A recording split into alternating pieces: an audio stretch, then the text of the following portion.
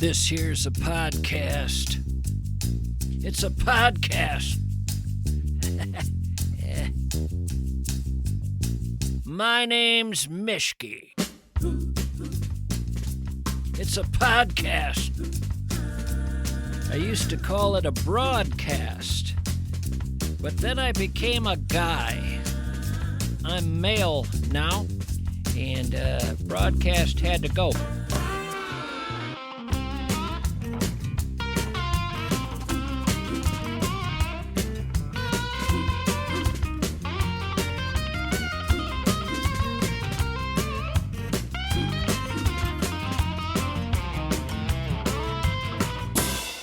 We get the term podcast from potty mouth, I think. Potty mouth. Your ma ever wash your mouth out with soap? Mine did. I know what different soaps taste like. I know what a Dial bar tastes like. I know what an Ivory bar tastes like. I remember. Those tastes are still in my brain.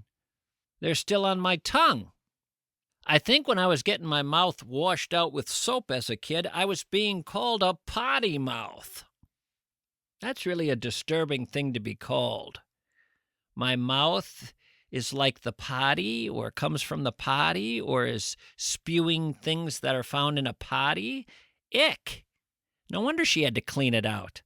I would have cleaned it out if I really analyzed that. God, that's awful. Get it out of there, Mom. Get it out. Get it out. Somewhere out there in podcast land, there's a podcaster right now who is known as the Great One. It's not about audience size, so don't go thinking that's what it's about. Nope. Somewhere out there, there's a podcaster who's so good at this podcasting thing that he or she is known as the Great One. In other words, the greatest podcaster who ever lived. Someone out there right now must be the Great One. Wonder who the Great One is. I'm not that guy, but I aspire to be. I aspire to get to the point in podcasting where I could be known as the Great One, where nothing more needed to be added. The Great One, where people could say the Great One, and everyone would know far and wide which podcaster was being referred to. Oh, the Great One? Did you hear the Great One? I heard the Great One. Oh, yeah. Who's the Great One? Come on, you know the Great One. Who knows how many years I have left on this earth, but my goal in the time remaining is to become, unequivocally, the Great One. Let's start that long march together right now, shall we? You and I? Come on. When I look at this hour that sits before us, I think of what Vince Lombardi said years ago, not on his deathbed, but on a bed he was sleeping in that was in the same room as the deathbed. His deathbed was too weird for him. He didn't like the deathbed, so he'd always sleep on the other one. I'm not a fan of deathbeds either, frankly. Some guy tried to sell me one, and I balked. No siree, I said. That's a disturbing little bed you got there. What do you call it, a deathbed? Anyway, Vince Lombardi said years ago, I firmly believe that any man's finest hour, the greatest fulfillment of all that he holds dear, is the moment when he has worked his heart out in a good cause and lies exhausted on the field of battle victorious. Vince Lombardi, I firmly believe any man's finest hour, the greatest fulfillment of all that he holds dear, is that moment when he has worked his heart out in a good cause and lies exhausted on the field of battle victorious. Could that be the description of the next hour of audio blasting out of these speakers you're listening to right now? I don't know. Gonna give it a shot. As my mama used to say, I'm gonna give it the old college try. You know what Shakespeare said? Not on his deathbed. It was a bed some other guy eventually died on. It wasn't Shakespeare's deathbed. Shakespeare's deathbed had a rattlesnake living in the pillowcase and scorpions under the covers. His wife bought it for him because it was on sale. It was a deathbed sale at Slumberland, in Stratford-upon-Avon in England, and deathbeds were really misunderstood back then. She had thought of it as a comfortable place to die as opposed to a bed that kills you. Her mistake. Anyway, William Shakespeare, her husband, said, "Some are born great, some achieve greatness, and some have greatness thrust upon them." He said some other words in there, too, that were words I can't repeat.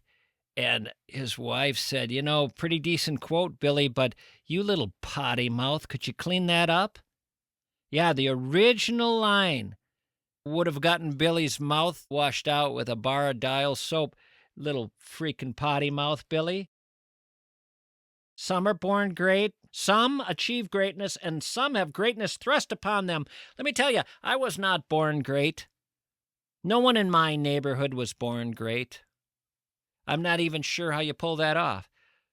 I'd ask some of the mothers in the neighborhood when I was growing up, "Is your baby great?"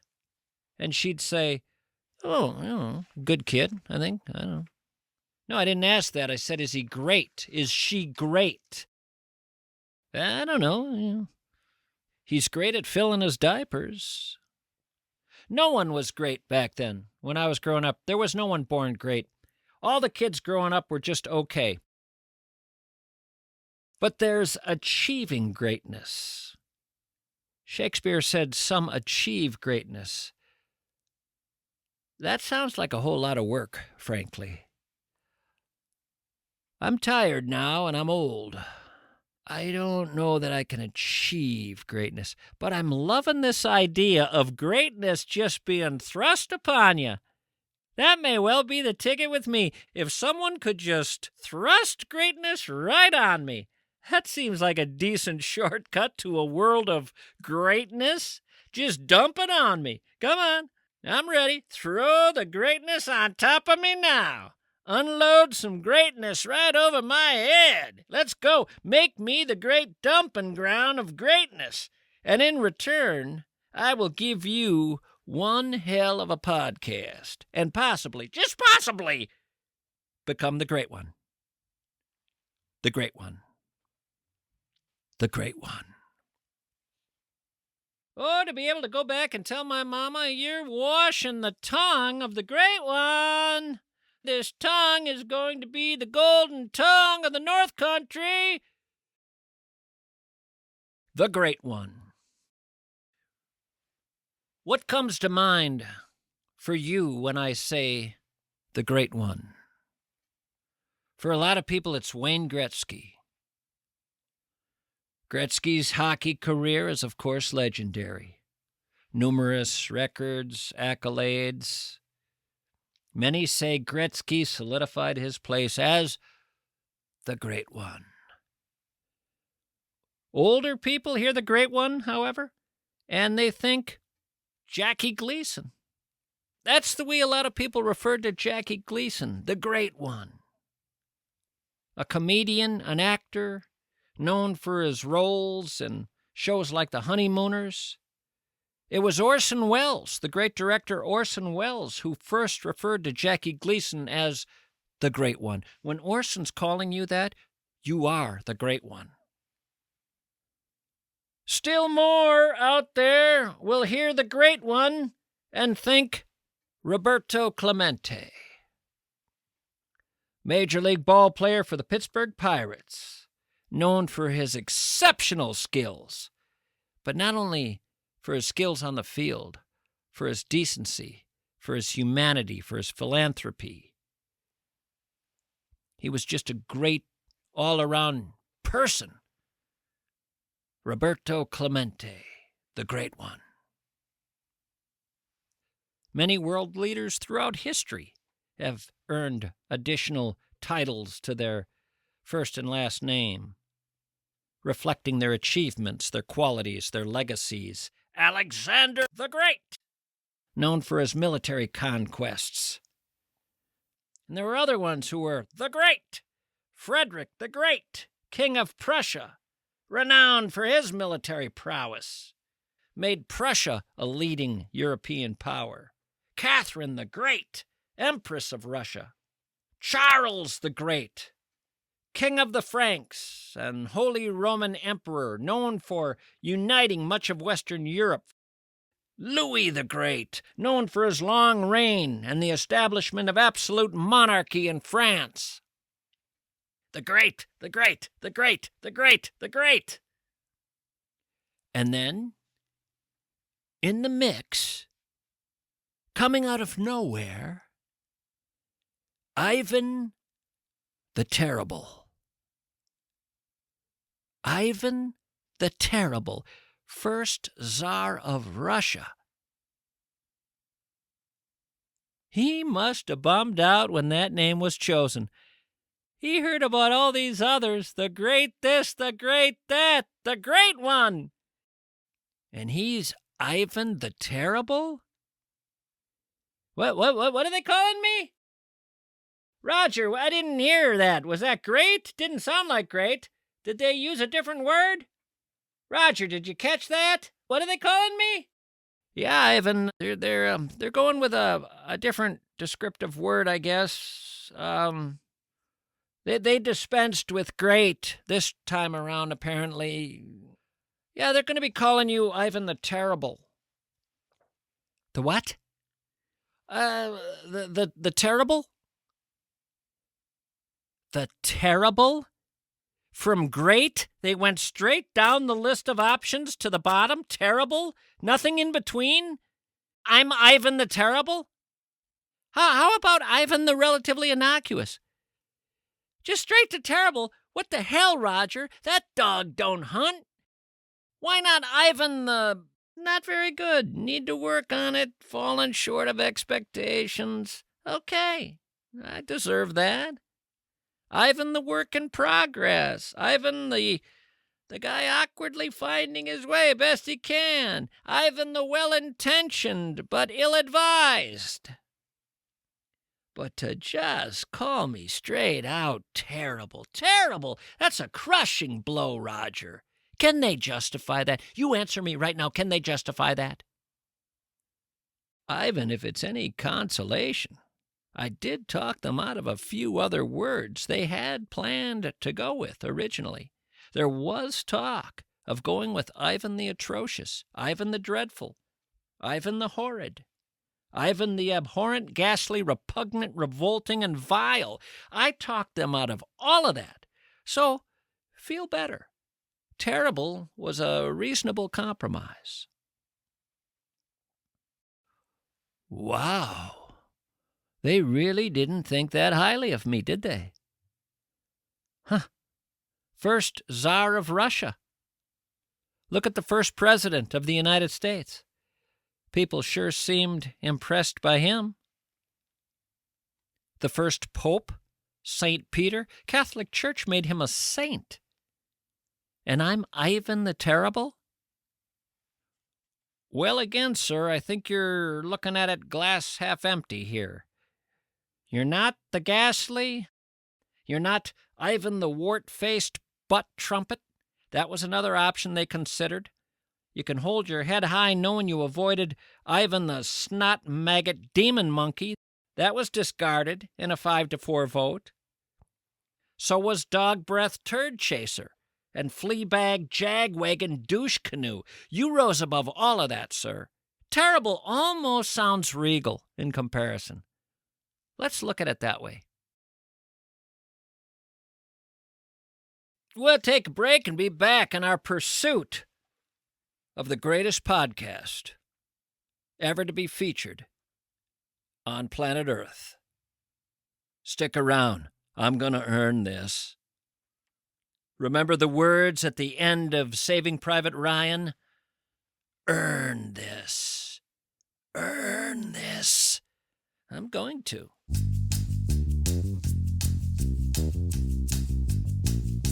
Great. This is a real personal injury case. A couple of teenagers tried to do a nice thing in their neighborhood. They delivered homemade cookies to an old woman who lived alone. Unfortunately, the old woman filed a personal injury claim. She said the knocks on the door caused her an anxiety attack. Surprisingly, she was awarded $900. She had $900 worth of anxiety from that knock, and the cookies didn't bring that anxiety down to, say, $50 or $75. This is not something you'll see Bradshaw and Bryant getting involved in. They want your case. They want the real one. They want the one that involves you and the reckless actions that delivered injury and harm to you. They seek justice for the injured, and they have for years, and they get justice. And that's a real good feeling, kind of like biting into a warm, tasty homemade cookie fresh out of the oven. Justice. That's what it tastes like, folks. Find it at Bradshaw and Bryant. Go to MinnesotaPersonalInjury.com. I got a simple question for you. Are you ready for a secure financial future? Josh Arnold has been helping individuals and families navigate their financial journey for over 40 years. Over 40 years! Whether you're planning for retirement, managing investments, or seeking financial guidance, Josh Arnold offers personalized strategies tailored to your goals. Josh Arnold provides a level of expertise that only comes from those decades of experience. Josh Arnold is there to ensure you make an informed decision every step of the way. No one is wiser in this subject area. Take advantage of Josh Arnold's free 48-minute consult offer. You can't lose. Call 952-925-5608. Rewind this, play it again. Tell Josh Mischke sent you. Investment services offered by Josh Arnold Investment Consultant, LLC, a security and investment advisor. Past performance is no guarantee of future results. All investments involve risk. Tommy Mischke is a paid endorser.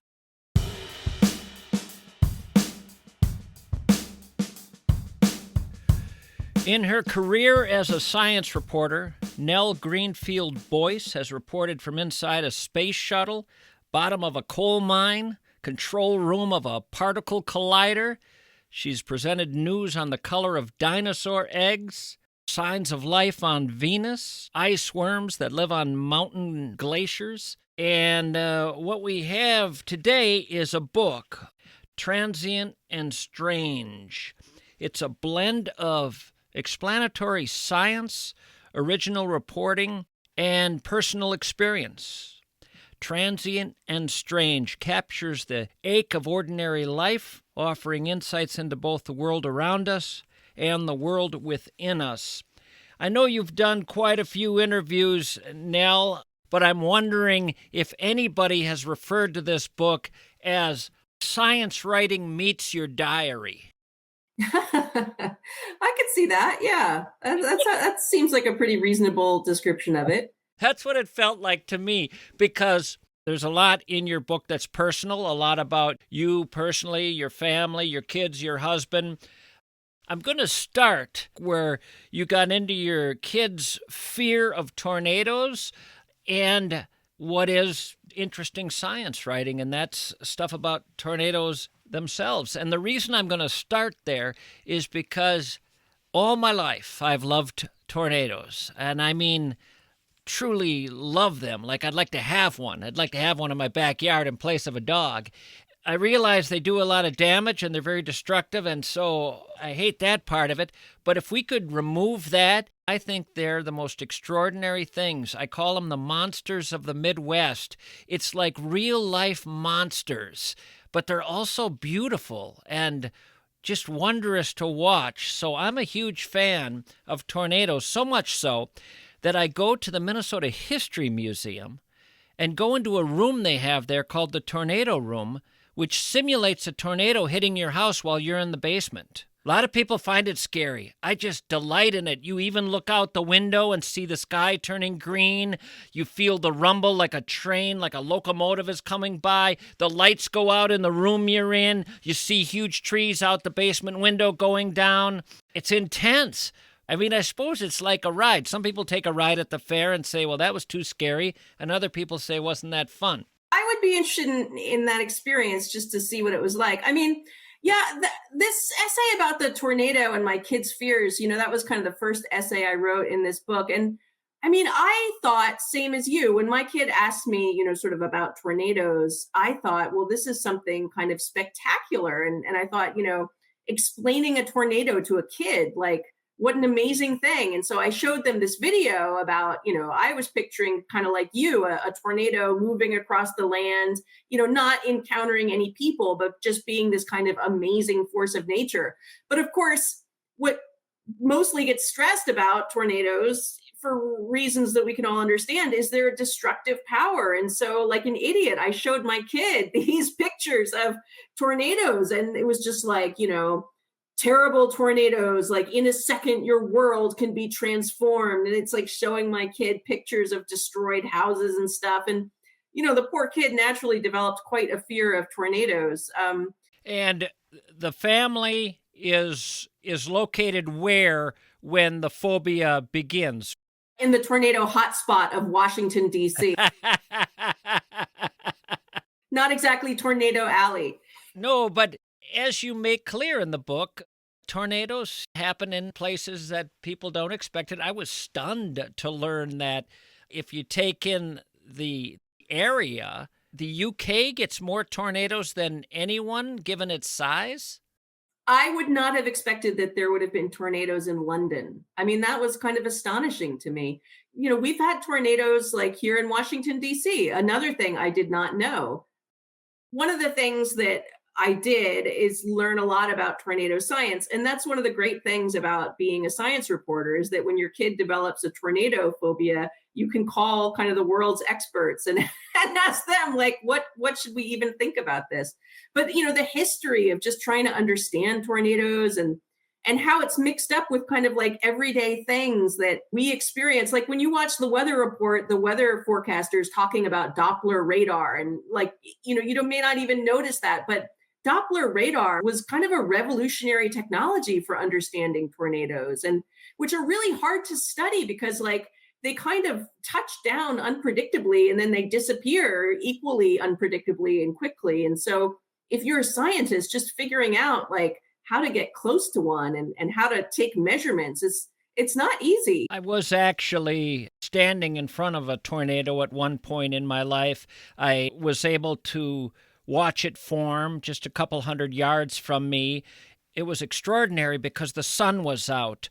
What a lot of people don't know who aren't out when a tornado appears is it's often at the edge of a storm where on one side of it, the weather can be actually quite beautiful, hideously ominous on the other side, but sunlight was hitting it. It was magnificent. You run into people here in Tornado Alley who talk about tornadoes very differently. One guy who has seen 5, not because he chases tornadoes, but 5 have hit his property, says very calmly, if you see a tornado, just step out of the way. That's the line he uses. I laugh every time I hear it because his thing is it's moving in one direction. It's going about 30 miles an hour. Just step out of the way. I mean, I think it's hard to know. I mean, there's still a lot that's not known about tornadoes. And, I called my book Transient and Strange because it deals with things in my life that were transient and strange, but it also deals with things that are transient and strange out in nature. And one of them for sure is tornadoes. I mean, they're mind blowing. Like I think scientists, poets, writers, everybody just finds them so completely compelling. For me, the only thing that would touch it would be a dinosaur, given its incredible size and the sense of it really being kind of like a monster. It's hard with a hurricane. It's everywhere. It's too hard to see it. It's defined lines. There's just something about the tornado. It's here and it's not there. It's hitting this house, but not that house. I'm not going to dwell on tornadoes this whole interview, but I do want to bring up a couple things you wrote about them. I was stunned to learn that if you go back to the 19th century, there were people who just kind of didn't really know how to think about them. Were there fewer tornadoes in the 19th century? Why was it hard to get people fired up about this?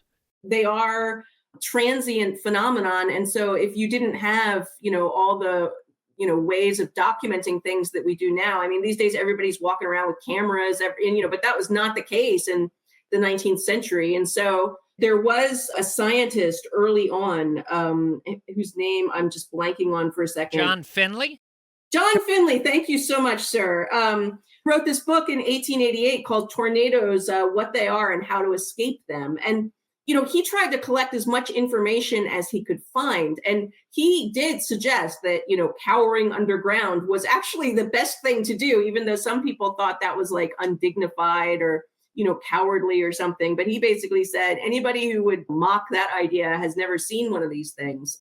And, he had this idea that you could predict tornadoes. And that seemed like kind of a crazy idea to some people. But for a while, it was actually banned to talk about tornadoes in weather forecasts because people thought that it would create so much of a fear and such a panic response that it would do more bad than good. Yeah, that I read in your book. I think it was 1938 before they said, okay, maybe we can start mentioning tornadoes. So all through, from the late 1800s, all through the aughts, the teens, the 20s, into the 30s, zero mentioning of tornadoes in forecasts. That is astounding to me. You got to think about the nature of the forecast, though. I mean, they weren't at the level they have today based on satellite data and all that stuff. And I mean, it's not like they would predict, calm skies. They might say something like, there could be conditions for destructive storms or something like that. But the word tornado was just fearsome. In your book, I also learned that in 53, we're late into the 20th century now. 53, I think it's in Worcester, Massachusetts. There are people who don't even know what they're looking at. What is that thing? There's a tornado in front of them, and a lot of them don't know what they're looking at. Is that smoke? That's 1953. That was a big tornado in a major U.S. eastern city. And I don't know, how would they know what it was? I mean, I don't think most people would think of a big, powerful tornado like barreling into, Philadelphia or something like that. Like if you lived there and you saw like this sort of cloud of smoke rising up into the sky, I don't know. Would you know it was a tornado if you didn't have modern forecasting and emergency broadcast alerts? This is the last thing I'll throw in on that topic, and it's from your book. This is that same tornado. A wave of low pressure created an eerie floating phenomenon. One family had been cooking dinner with potatoes, and the daughter recalled how the potatoes came out of the oven and went over and hit my daddy on the head. Eggs floated out of crates. Furniture rose up and moved across the floor. Homes exploded with roofs lifting off and the walls falling away. Informant after informant describes how, after a few moments of raging wind, the whole building seemed to dissolve in slow motion, and they would find themselves sitting in quietness and relatively uninjured in the yard, surrounded by pieces of house. This surreal calm only lasted 20 to 30 seconds, and then, as they sat bewildered and unprotected, the back wall of the tornado slammed them with another blast of debris and wind. There's no other creature that operates that way on this planet. That's a very weird creature. It's a very weird, eerie description. Yeah, I did not know about that tornado until my kid became scared of tornadoes, and suddenly I found myself doing a lot of tornado reading. My favorite, I guess I'll call it a chapter, what these are a series of essays that tie together everyday life and science. The essay where you talk about your growing up years and tie it into the story of the black hole, it came up time and time again in your book where there would be something that we all accept now that you would talk about in terms of a time when people thought, well, that doesn't exist. That's ridiculous. A couple instances I can think of right off the bat, obviously black hole being one, brilliant scientist saying no way in hell are there black holes, and the other one being no way in hell do rocks fall from space. These days, I think we all accept that space rocks occasionally, crash to Earth, and it's just all completely accepted. But Thomas Jefferson thought the idea was laughable. They thought, how could rocks fall from the sky? What would a rock be doing in the air? That was their kind of attitude. They thought that if people saw flashes of light up in the sky, that it wasn't a falling rock. It was some kind of electric effect. You mentioned black holes. It's the same deal. Just over the course of my lifetime, black holes have been going from this theoretical idea that was wacky and like was sort of treated as a joke to something that's completely, totally accepted. And I'm, as a science reporter, I'm reporting on black hole results just like all the time, practically. Yeah, as late as the mid-'70s, you could have found people questioning it. When is that crazy bet between Hawking and someone else concerning black holes? They bet each other. It was 1974. Stephen Hawking and Kip Thorne made a bet about whether or not black holes were real. And then it took them about 16 years before evidence accumulated. And Hawking conceded the bet and said, it's real. What did the winner get? 1 year subscription to Penthouse magazine. So this was very classy move by these cosmologists. Oh, God. I quote in the book one journalist who sort of summed up the whole thing by saying, the first formal acknowledgement that black holes really exist in nature was sealed with a subscription to a softcore porn rag by two of the world's leading cosmologists. Science in action. Yes. The story of the black hole, though, is... Forget the tornado. The black hole is even a greater monster. This is the ultimate monster. This is like out of the craziest monster movie of all time.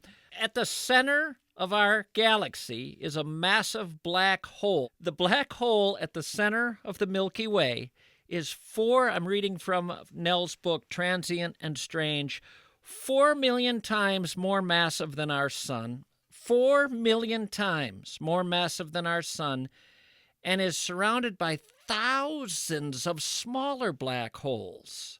Researchers think a black hole lies at the center of most, if not all, galaxies.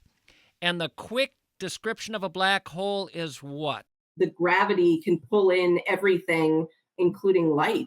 And so you can't really see it. All you can see is its effects on things around it. And so, for example, scientists just used a bunch of telescopes to take a picture of a black hole. And what you're seeing is not the black hole itself, but the hot glowing gases that are sort of spiraling down into the black hole. And so it's funny, to link it to tornadoes, but something about them seems very, primally connected to people's fears about just sort of like, being caught up and like spiraling down into nothingness. Both of them quickly make you feel very small.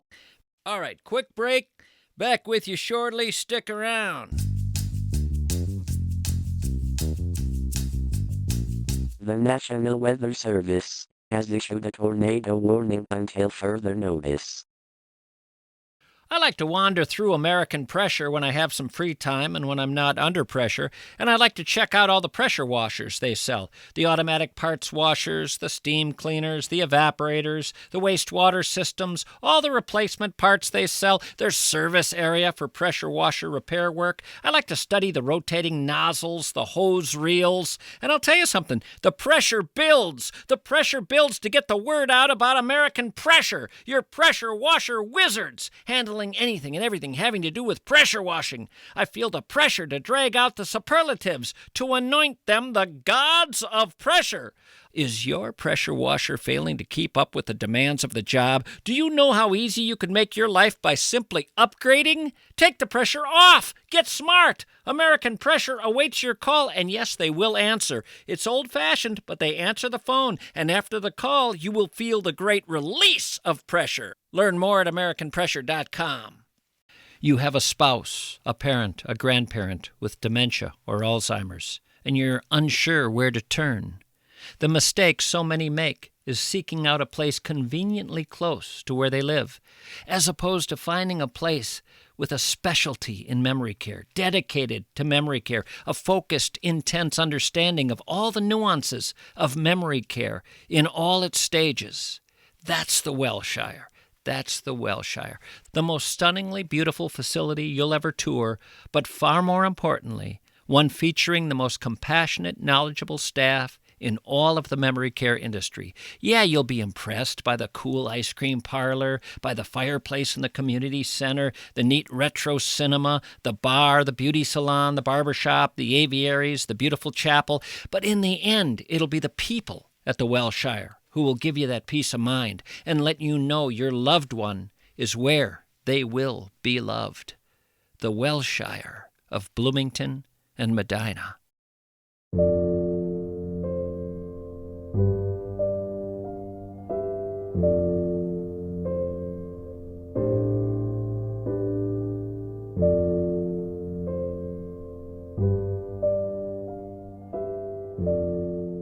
I wish I knew more about this paper you write about. It was published in Nature in 1974.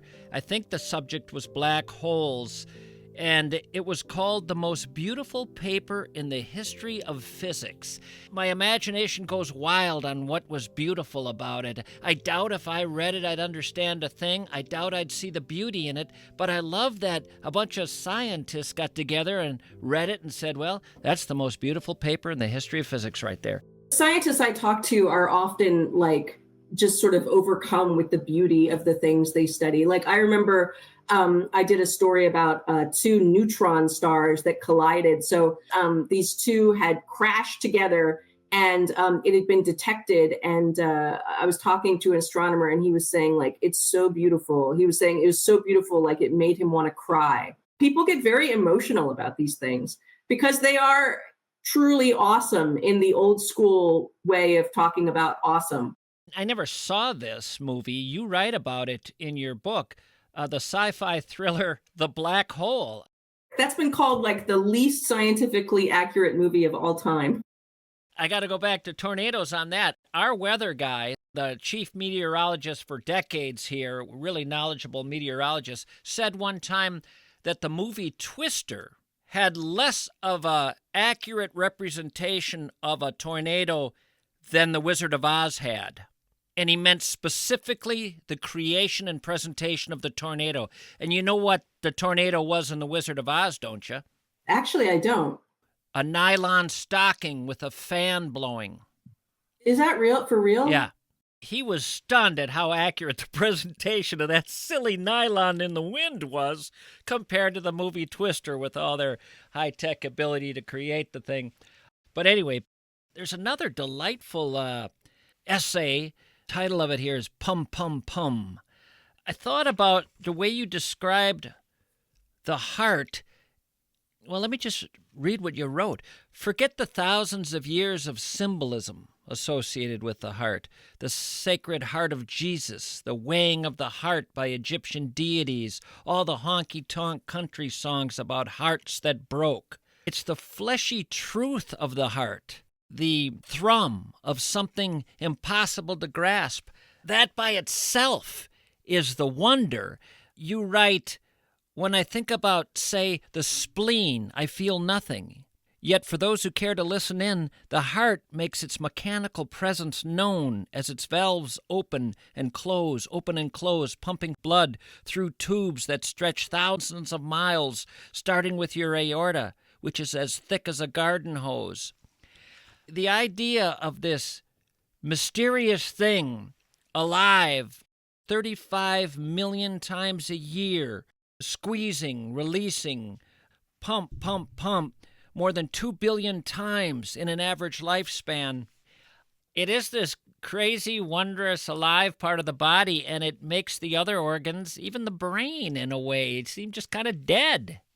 You know, I felt that way. And so I wrote that. And then I was talking about this book at a bookstore, and there was a gastroenterologist there who was very vexed with me. He said that the digestive system makes a lot of noise too. And I was like, yeah, maybe. But like, I just can't take those gurgles as seriously as I do the rhythm of your heart. And also, like, if those gurgles stop, it doesn't mean that you're like on the verge of death. The poetry just isn't there with the gastrointestinal tract. I'll just say that. Well, I would agree in theory, but I've learned to try to be humble about these things. And so, like, for example, I saw this kind of amazing art installation in New York City years ago where it was an effort to basically make a human digestive tract out of like jars of enzymes and like conveyor belts and stuff. I forget the name of it, but it was so crazy. It was like you would put food in one end of this contraption that like filled a whole room, and then over a period of hours you could watch as it was like moved through this system that included these translucent like glass jars where it was mixed with different enzymes and things. And then at the very end there would be like this light that would flash, and eventually there was like this thing where it would extrude some poo. I bet there's a scientist somewhere who stood there and said, well, that's the most beautiful thing I'm ever going to witness in my entire life.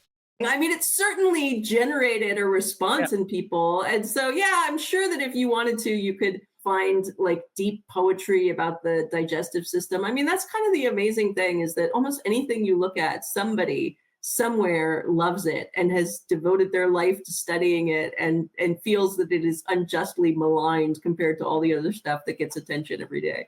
Case in point, the flea, taken from your book, The Writing on the Flea.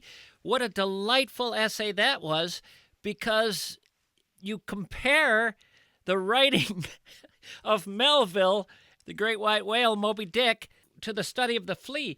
All because I believe it was Melville, wasn't it, who said something like you could never wax eloquently to the same degree about a flea the way you could this magnificent sperm whale. But you say not so fast there, Melville. I always thought that was just like weirdly close-minded of him, given that he was like an extraordinarily open-minded person, and his book is really kind of radical in a lot of ways. But yeah, he's in Moby Dick, he says, to produce a mighty book, you must choose a mighty theme, and that no great and enduring volume could ever be written on the flea. And I just thought, first of all, that's kind of mean. And second of all, it sounds like a challenge. It is a challenge, and I find myself wondering if there were opportunities then for a guy like Melville to look into a microscope, because what happens with the small part of this world is somewhere it's got to be made large to help people see how incredible it is. I look at a flea, and I've seen them. They're nothing to me. They do nothing to me. I read about them in your book, and they become the most interesting creature in the world to me momentarily. And it's because someone is able to make what's tiny larger. It's an interesting point, tiny versus large, and what it takes to turn our attention to something. Yeah, I mean, certainly objects that people first started looking at with microscopes, which were, again, a microscope, it's another one of these things that we take for granted today, and we sort of forget like how truly revolutionary it was when people could first start looking at things, in a much more detailed way than their eyes ever could. And one of the first things scholars did was look at stuff like cells in, tissues, but also the flea. And, there's this great book that dates back to, when is it? Gosh, I don't know, 1665 or something like that, where Robert Hooke had described all the things he could see with his microscope. And one of the most compelling and important pictures that he drew to show what he could see was just the flea looking like this giant armored armadillo with like bristly things sticking out of it and like plates. And for the people of the day, it was mind blowing, because like they saw fleas as just this kind of everyday nuisance, and nobody had ever like been able to look at it so closely. And when you did, suddenly you saw that there's like all this stuff in your life that you're just not aware of at all. It's like, if the flea looks like that and we don't know, like, what else are we missing? And it turns out these things are magnificent in their own way. And it helps me understand how someone like Miriam Rothschild, of the famous wealthy Rothschild family, devoted so much of her life to flea research. You think of all the things a wealthy person could do with their free time, all the things they could study, all the things they could spend their time learning about and passing that knowledge on to the world, and she picks the flea.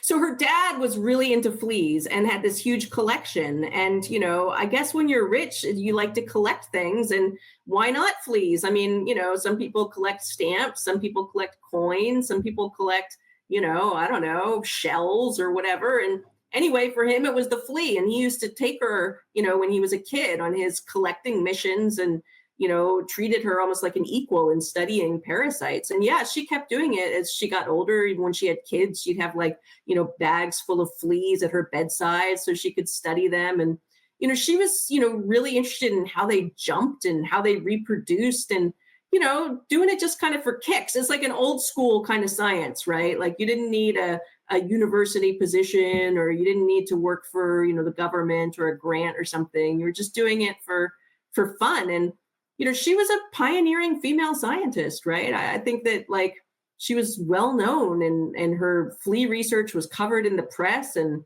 she got a position in the, entomology society, which, wasn't really super welcoming to females in leadership roles back then. So You write, she became known as the Queen of the Fleas. I hope that's on her tombstone. Queen of the Fleas, admired by the public for being unimaginably rich, and yet also being down to earth enough to keep fleas in plastic bags in her bedroom so she could watch their activities without having to worry that her 6 children would annoy them. You don't want to annoy fleas. But this father of hers had a collection that included not only hundreds of species of fleas and subspecies of fleas, but also, and I need you to help me with this, a small number of kitschy dressed fleas from Mexico, where folk artists adorned fleas with little clothes. Now, help me on this one. There's a whole thing of miniatures as art forms, right? It's just like a little kitschy thing you'd make. And her father ordered some fleas from and was surprised when they showed up like that. He thought he was just ordering specimens. He didn't realize that they were going to be dressed up like little brides and grooms or farmers and wives and that sort of thing. And there is absolutely no way I can leave this topic without saying, and I just love saying this, folks, just tuck this away and bring it out at your next party. Fleas have a larger penis than any animal on Earth. They have a very large penis, yes. This again is where I'm trying to take, Melville to task a little bit, because he's got in his book, Moby Dick, a whole chapter about the phallus of the whale and making such a big deal about how it's as big as a man or whatever. But compared to the size of the whale, it's not a big right. thing, really. Whereas the flea's penis basically has to unfurl. I mean, Miriam Rothschild was just saying she had no idea how such a thing could evolve. Didn't Miriam Rothschild say that it was what made her think there might be a God? Yes. She said she was a lifelong atheist, but she was tempted to believe in a creator when she discovered that the flea had a penis. 2.5 times the size of the body. Put that in your pipe and smoke it. 2.5 times the size of the flea's body. And apparently, it's quite something to watch it go to work. The whole thing sounds fascinating if I ever get myself a microscope. Changing my tune on the flea, I'll tell you that. Well, good. That makes me feel happy. They are, much ignored, and yet they've been responsible. If you consider, them as carriers of plague, they've been responsible for untold human deaths. I mean, they're quite significant in history. The fleas were the ones passing along the bubonic plague? Yeah. And someone had to figure that out. And they're doing some serious damage. For sure, way more damage than any tornado or black hole's ever done when it comes to people. Yeah, I mean, they had been treated sort of as a joke. And so, scientists hadn't paid much attention to fleas. But once people realized that they carried the Black Death, suddenly people thought we should start doing a little more research. The title of the book, Transient and Strange, one of those books that allows a person to let their imagination go, as well as looking at what's very, very real and right in front of us right here today. I mean, both can happen at the same time. I want to also let people know that I dwelled on a lot of the science of the book, but these are also very human stories about Nell and her family and her husband, and the way a lot of this intersects with average human lives. So you can go down that road with it too, and they're just wonderful stories. So thank you for your good work on this. It's been delightful visiting with you. Well, you're very, very kind. Thank you so much. It's been a delight getting to chat with you. So long. Bye-bye.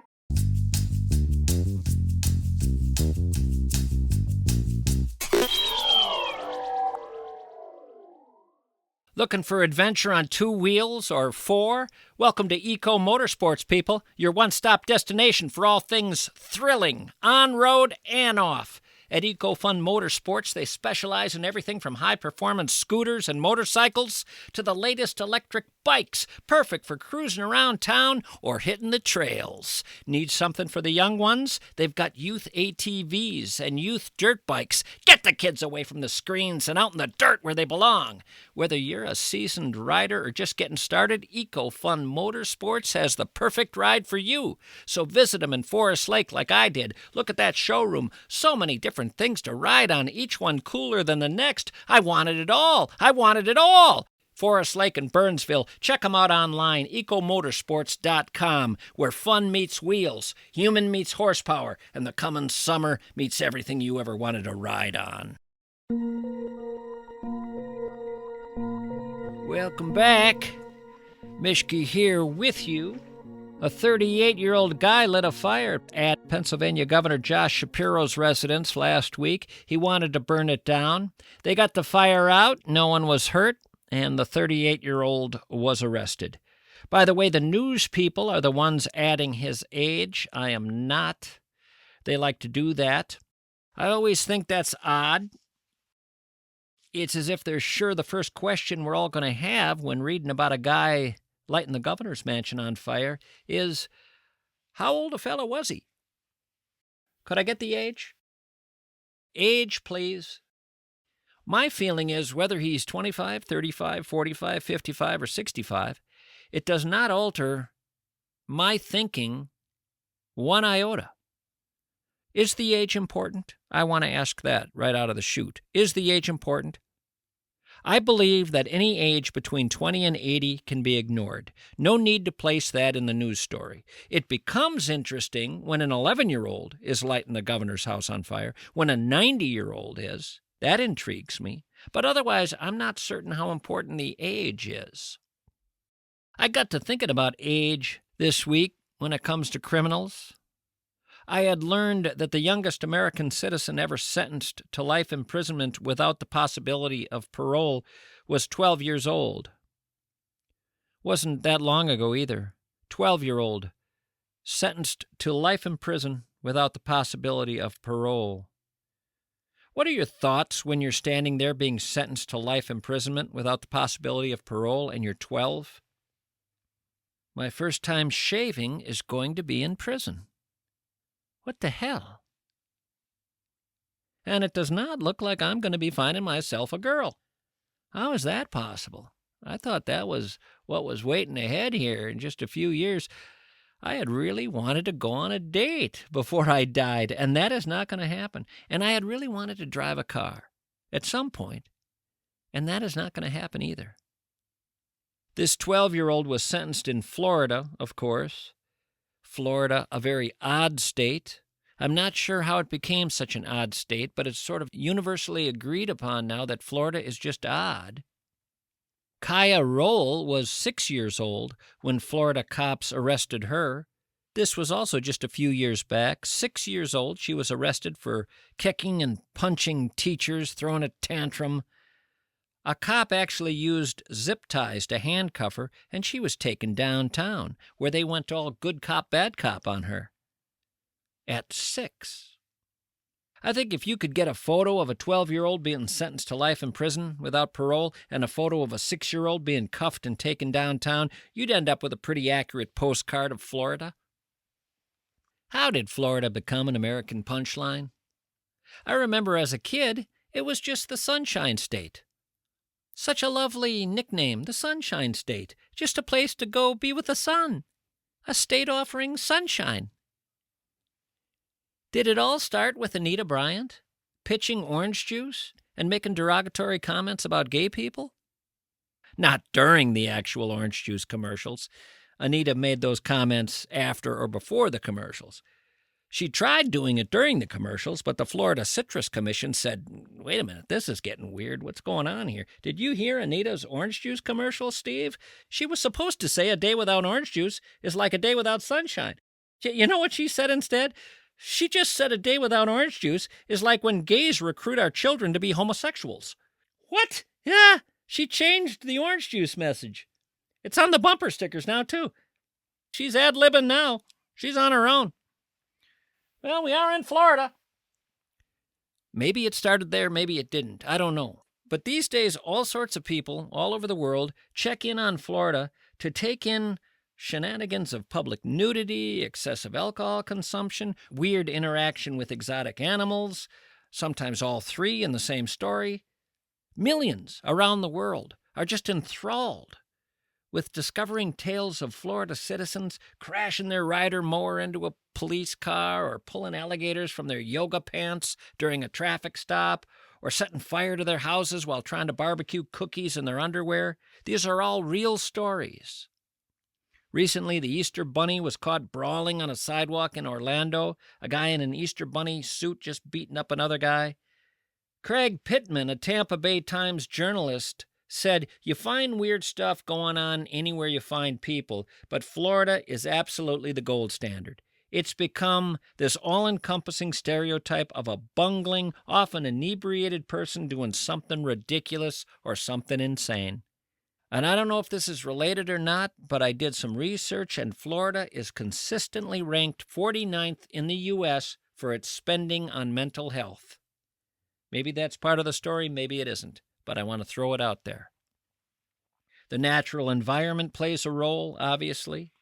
From the Florida Everglades, packed with alligators and pythons, to the bears and panthers and other wild animals that encroach into urban areas, nature plays a role in weird Florida stories quite often. There was a cold snap in Florida, and iguanas froze in the trees and fell out of the trees, and some guy was traveling down the road, saw these iguanas, took about 30 of them, put them in his car, thought, this is great, I'll take them home and cook them up. But in the warm car, they all wake up at the same time. They start running around inside the car. They cause the guy to have a violent crash. The creatures careen into him, smash into each other. It's this huge mess. Just another Florida story. You know, the first Americans to spend much time in South Florida were U.S. Army men who chased the Seminole Indians around the peninsula back in the 1830s. And those U.S. Army guys, they hated it. Their letters can still be read in museums. They denounce the whole region as a hideous, loathsome, diabolical, God-abandoned mosquito refuge. One Army surgeon wrote, Florida is the worst country anyone ever quarreled over. It's the most dreary region I've ever seen, nothing but barren waste.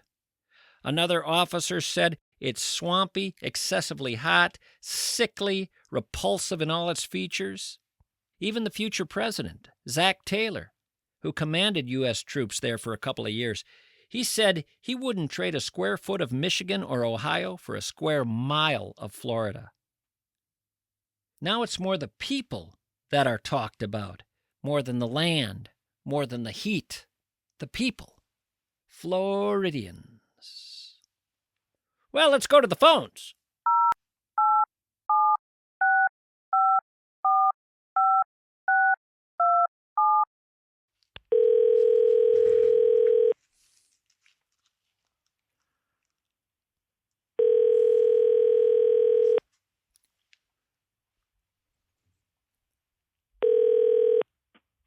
Hello? Hey, Frank. It's Mischke. Oh, hey, Mischke, how's it going? Going all right? How about with you, Frank? Oh, not bad. Just wrapping up work here. What you been doing for work? Duck cleaning. Tell you, I used to clean ducks when I was a kid. They are worse than turkeys. I meant ducts as in, like, D-U-C-T. Like HVAC duct. I'm sorry. Yeah. Okay, so No, that's okay. you're an HVAC guy. Like an HVAC maid, kind of. HVAC maid? Yeah, because we're not fixing them. We're just cleaning them. Do you ever wear those French HVAC maid outfits when you work? Well, I mean, Late night? How long you been doing this? on and off since I was about probably 18, You're a young man. How old are you?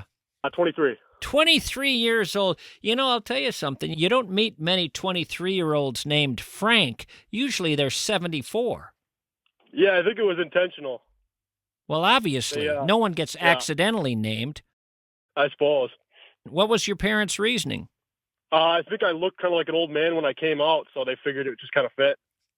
Someone once said everybody, when they're born, every guy looks like Edward G. Robinson. Churchill used to say every baby born looks like him. I can see it. Are you married? Engaged. Congratulations. When's the wedding? Next summer. So it could all still fall apart, horrifically. Yes. If it ends up being that, at the last minute you get cold feet, you run for the hills. You trust yourself on that. Well, I'm hoping I won't have to do that, but that is I suppose, the backup plan. Yeah, and of course she has a backup plan too, and I'm sure her parents are encouraging her to move on that quickly. So what do you bring to the marriage, do you think? That's a tough one. What is she saying to her parents that you'll bring to the marriage? I have a reasonable level of drinking, and, I'm not mean or nothing. That's probably about it. So when they said, what do you see in this fella? She said, well, drinks a reasonable amount and doesn't get mean or nothing. And the parents said, what a catch. Hang on to him. The last 6 were abusive drunks. You know what? It was nice talking to you, Mischke, but I actually am having to leave work right now, so I got to hit the road. Boy, I've never had anybody just blow me off like this. Well, I got to go. I got the dinner waiting for me at home. She must be really something if you're leaving me for her. Well, I know her a little better, so, there's kind of that, too. We got time. I appreciate you calling. What's her first name, Frank? Just give me her first name. You're not going to believe this, because I got the old guy name. First name is Mabel. Frank and Mabel! Wow! What year is it? That is delightful. I'm going to write a song about you two. I'll give it to you as a little engagement present. Looking forward to that, Frank. Give Mabel a kiss for me. Spank Mabel. Say hi to her. All right, will do. I appreciate it. All right, bye-bye now. Bye-bye. Frank and Mabel sitting at the table. Will their marriage work out? They'll do the best they're able. He'll buy her a Russian sable, but it will have a Chinese label. He thinks she looks like Betty Grable. They'll sit tonight and they'll watch cable, hoping their marriage will be stable. At least we know he will not drink her under the table. He's a decent guy. He doesn't hit her or nothing.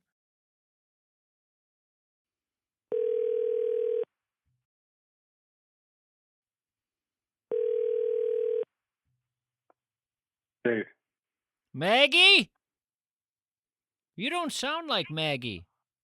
Nope. You didn't get one of those operations, did you? I was told this was Maggie's number. Hello? Hello? Wake up, Maggie, I really have something to say to you. Must have dialed the wrong number.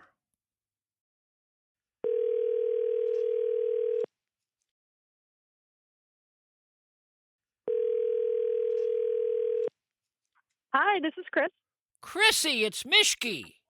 Oh, hi, Tommy. How are you? I'm doing well. What am I catching you doing right now? I am on the way to pick up a prescription. Oh, But I is it pulled over. Prozac? Yeah, nothing big. No, it's not a big deal. Half of America's on that. What Yeah, else is... how are you today? Everything's Jake in my world. Tell me about yourself. I don't know you from Nancy. No, you don't.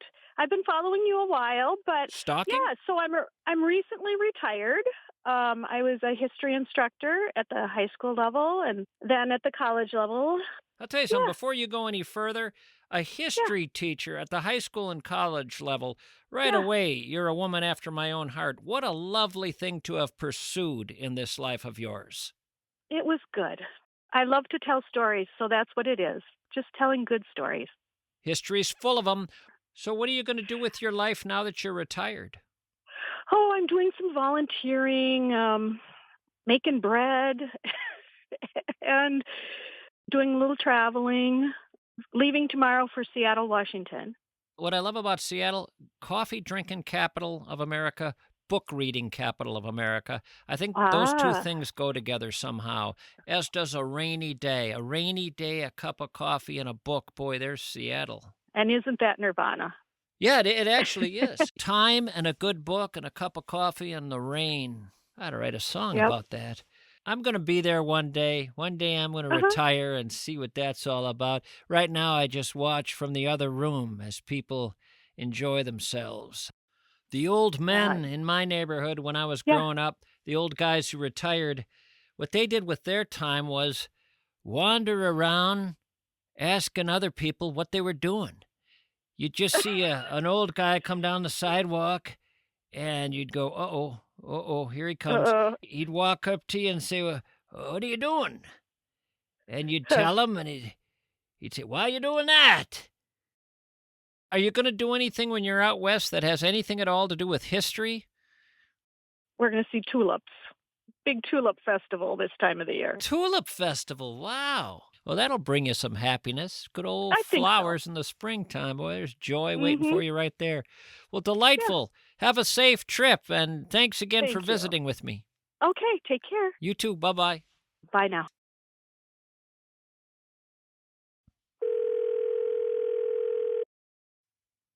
Oh. Marcus! Mischke! Oh, Tommy. How are you? I'm good. I guess what I'm doing right now? Let me guess. Cleaning your oven.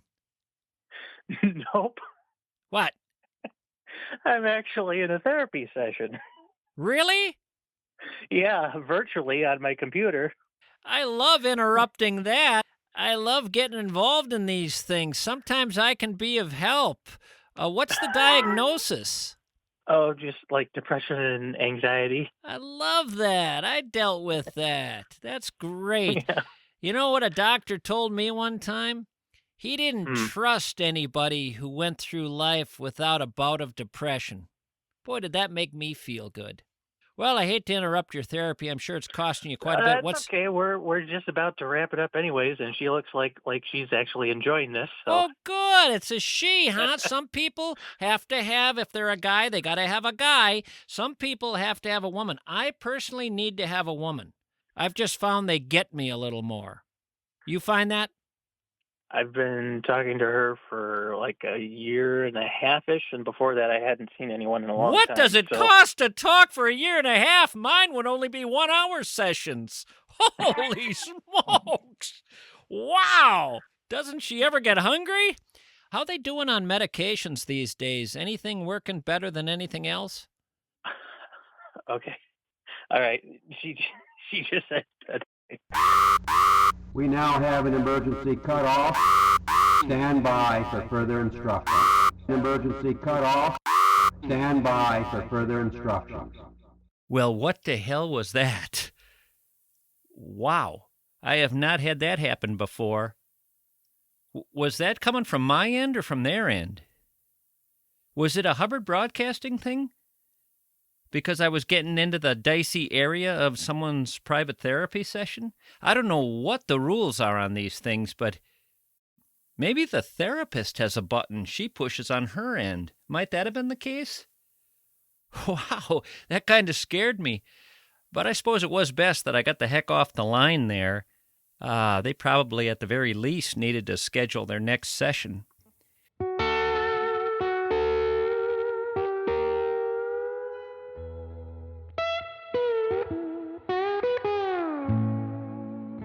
That's about going to do it for this show. A strange way for it to end. and I thought it had such promise early on. In fact, I was pretty sure it was going to be a show that took me well on my way to greatness. I had hoped it would be a good head start in my efforts to become, in the podcasting world, the great one. I'll have to start all over next week. Thanks for listening, everyone. It has been a joy. We'll gather again in 7 days and try once more to make some magic. I leave you with a blessing that my cousin from Tajikistan taught me, Ishkashniftas ashnimi ashkrina kashi. And that means, may your fruit cups always contain less than 30% honeydew. Take that to heart, everyone. So long now.